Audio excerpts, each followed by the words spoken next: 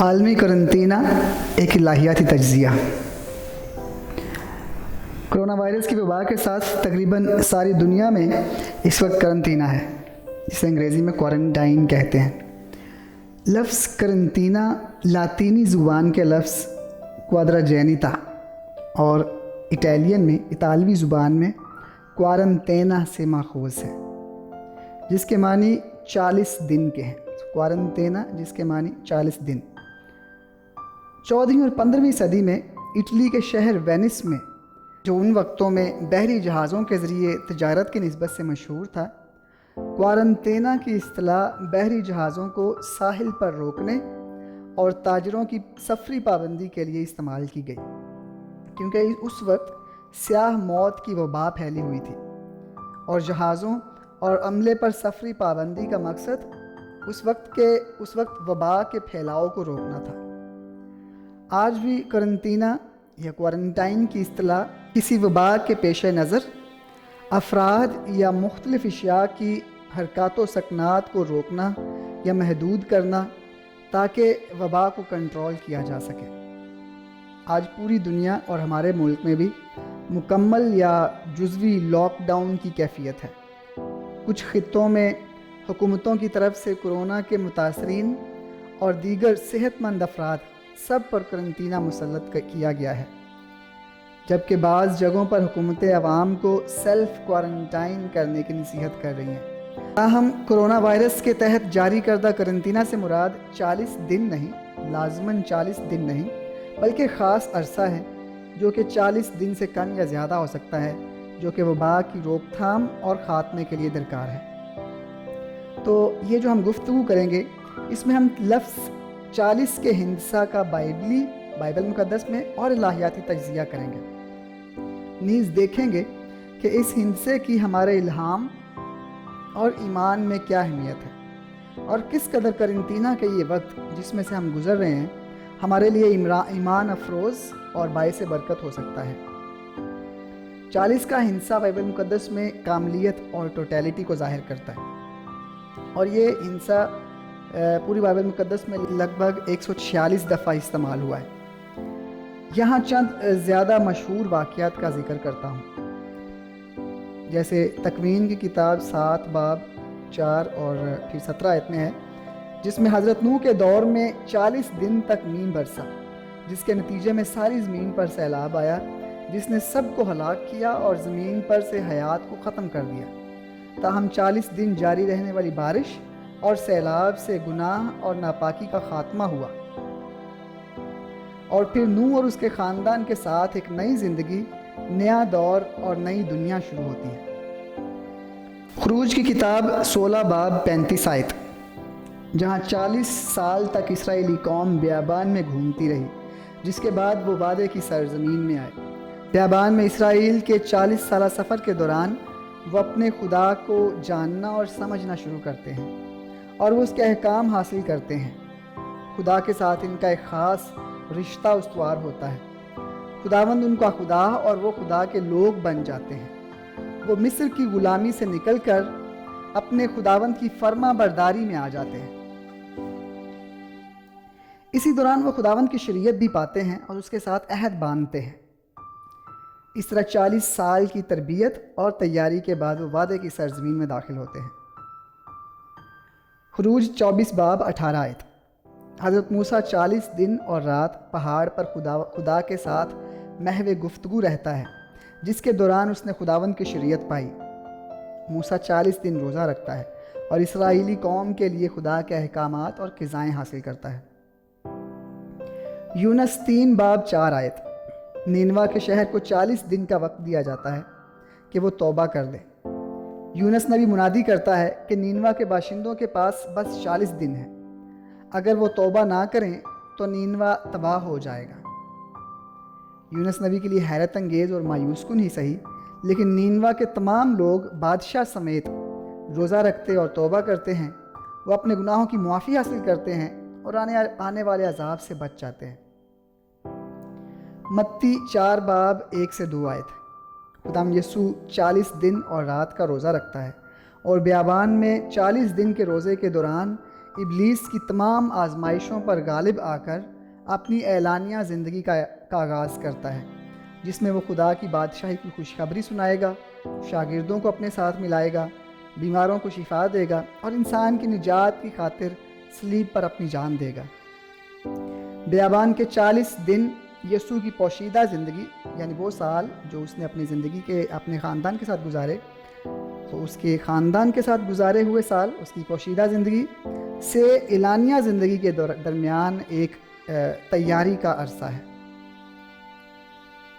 اعمال 1:3 مردوں میں زندہ ہونے کے بعد خداوند یسوع 40 دن تک شاگردوں پر ظاہر ہوتا رہا۔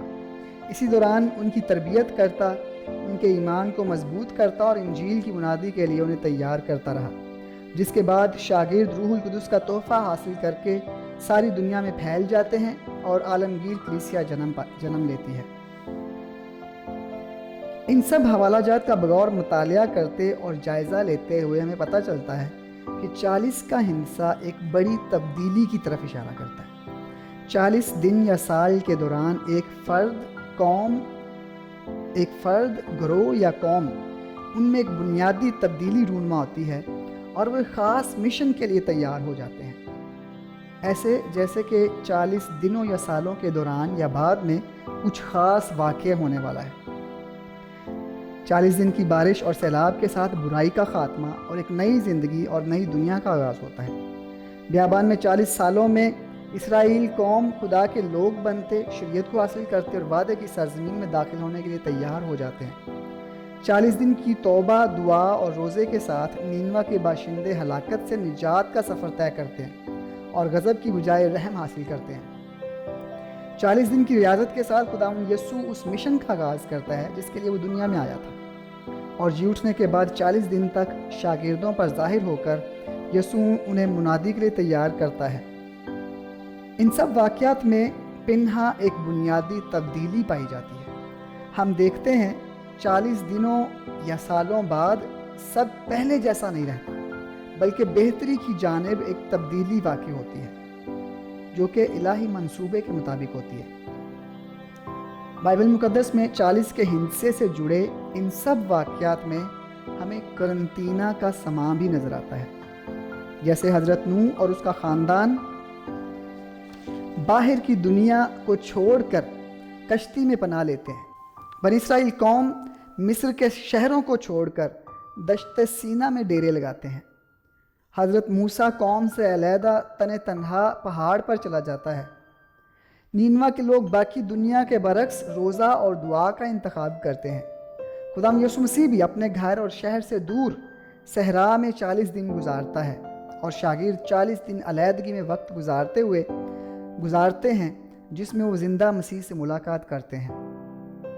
جہاں ان تمام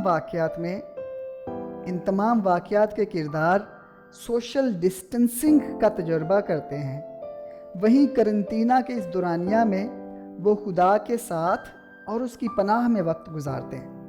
پس بائبل مقدس میں 40 کے ہندسے سے منسلک قرنطینہ کو کچھ یوں سمجھا جا سکتا ہے: سوشل ڈسٹنسنگ اور خدا کے ساتھ وقت گزارنا، جس کے ذریعے افراد کی زندگیوں میں ایک بنیادی تبدیلی وقوع پذیر ہوتی ہے اور وہ بہتری، آزادی، خوشخبری اور نجات کی جانب سفر کرتے ہیں۔ میں پھر سے دہراتا ہوں کہ بائبل مقدس میں 40 کے ہندسے سے منسلک قرنطینہ کو کچھ یوں سمجھا جا سکتا ہے: سوشل ڈسٹنسنگ اور خدا کے ساتھ وقت گزارنا، جس کے ذریعے افراد کی زندگیوں میں ایک بنیادی تبدیلی وقوع پذیر ہوتی ہے اور وہ بہتری، آزادی، خوشخبری اور نجات کی جانب سفر کرتے ہیں۔